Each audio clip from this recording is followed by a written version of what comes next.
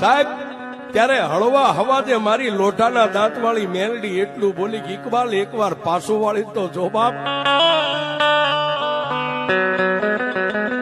અને સાહેબ ઇકબાલે આમ કરીને આમ પાછું વાળીને જોયું, એક હાથની માલિપા લાકડીનો ટેકો, માથે સફેદ ભીંડી વરણા વાળ, 80 વર્ષની ડોસી.